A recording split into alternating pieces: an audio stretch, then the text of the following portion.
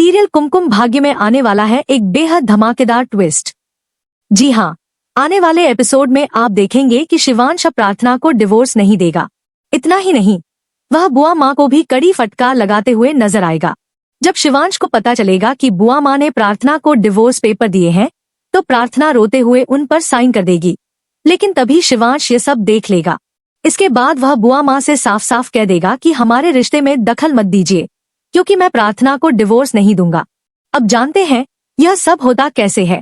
सबसे पहले, अगर आपने अभी तक हमारे चैनल को सब्सक्राइब नहीं किया है तो जल्दी से कर लीजिए।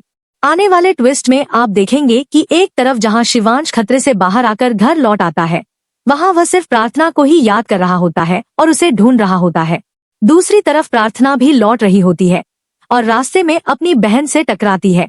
उसकी बहन उसे बताती है कि हॉस्पिटल में उसके साथ कैसा बुरा बर्ताव किया गया था।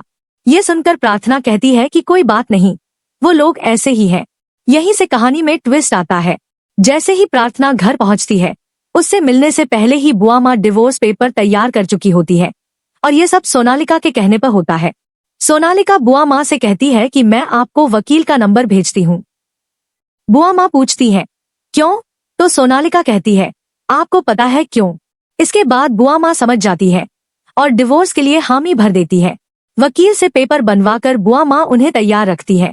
जैसे ही प्रार्थना घर में कदम रखती है, बुआ माँ उसके हाथ में पेपर थमा देती है और उसे इमोशनल ब्लैकमेल करती है। मेरे बच्चे को जीने दो, मुझे मेरा बच्चा वापस दे दो, उसकी जिंदगी के लिए इन पेपर्स पर साइन कर दो और हमेशा के लिए उससे दूर चली जाओ। ये सुनकर प्रार्थना बहुत रोती है, परेशान होती है, क्योंकि अब वह शिवांश से प्यार करने लगी है और उससे दूर रहना उसके लिए मुश्किल है। फिर भी वह अपने दिल पर पत्थर रखकर और मन को मारकर पेपर्स पर साइन करने ही वाली होती है। तभी शिवांश आकर ये सब देख लेता है।